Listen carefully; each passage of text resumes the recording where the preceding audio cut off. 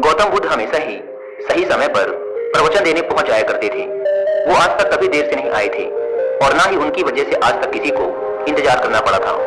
लेकिन आज पहली बार ऐसा हुआ था कि उनके शिष्यों को उनका इंतजार करते काफी समय हो चुका था। लेकिन बुद्ध अभी तक प्रवचन सभा में नहीं बता रहे थे। शिष्य आपस में बातें कर रहे थे कि जरूर आज तथागत बुद्ध को कोई जरूरी काम आ गया होगा, वरना वो हमेशा ही समय पर आ जाते हैं। शिष्य ये बातें कर ही रहे थे कि तभी अचानक गौतम बुद्ध अपने हाथ में कमल का एक फूल लिए वहां आ पहुंचे और एक पेड़ के नीचे लगे आसन पर आकर बैठ गए। आश्रम में करीब 500 शिष्य थे जो उनका प्रवचन सुनने के लिए बुद्ध का इंतजार कर रहे थे। इन 500 शिष्यों के अलावा आश्रम में एक और शिष्य भी था जिसका नाम था महाकश्यप। आश्रम के बाकी शिष्य मानते थे कि महाकश्यप पागल है, क्योंकि वह कभी भी उनके साथ बैठकर बुद्ध के उपदेशों को नहीं सुनता था। उसने आज तक कभी ध्यान भी नहीं किया था और ना ही कभी ध्यान करने का प्रयास ही किया था। वह बस पूरे दिन चुपचाप किसी पागल की तरह आश्रम के एक पेड़ के नीचे बैठा रहता। ना ही उसके पास कोई बात करने आता और ना ही वो किसी से बात करता। जब उसका मन करता तो आसपास के गांवों में जाकर थोड़ी सी भिक्षा मांग लेता और भिक्षा में जो कुछ भी मिलता उसे खाकर उसी पेड़ के नीचे फिर बैठ जाता। वो बस पूरे दिन आश्रम के पेड़ पौधे, आसपास बिखरे पत्ते, घास और आश्रम में आते जाते भिक्षुओं को ध्यान से देखता रहता। सभी का विश्वास था कि वो एक धार्मिक इंसान नहीं है। आश्रम में रहने वाले सभी भिक्षुओं का मानना था कि वो एक पागल और मूर्ख इंसान है जिसे कोई भी कुछ नहीं सिखा सकता। तो आज के दिन गौतम बुद्ध आए और आकर आसन में बैठ गए। बैठते ही उन्होंने अपने हाथ में लिए कमल के फूल को देखना शुरू कर दिया। शिष्य इंतजार कर रहे थे कि बुद्ध कुछ बोलेंगे, लेकिन बुद्ध कुछ भी नहीं बोले।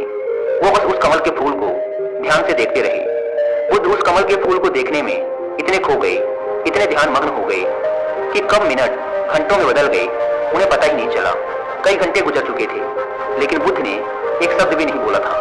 वो बस उस कमल के फूल को देखे जा रहे थे। अब वहां बैठे 500 शिष्यों के अंदर जोरों की बेचैनी मचने लगी।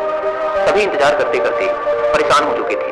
तभी अचानक वहां बैठे भिक्षुओं को पीछे से किसी के जोर से हंसने की आवाज आई।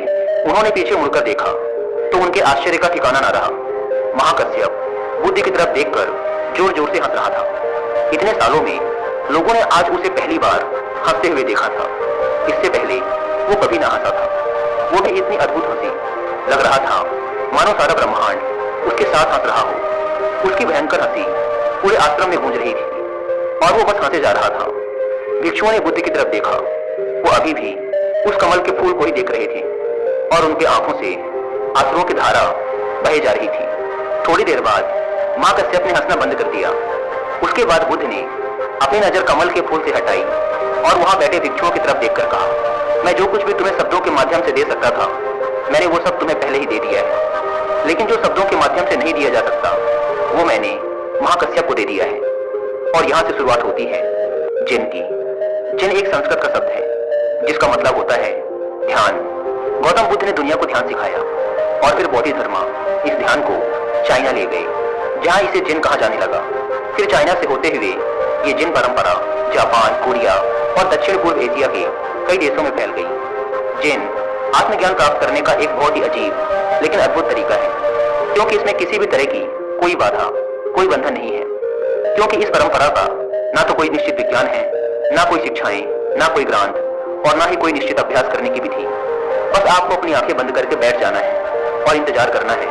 फिर यह घटना आज नहीं तो कल आपके अंदर घटी जाएगी। जैन परंपरा में ध्यान करने का कोई निश्चित तरीका नहीं है।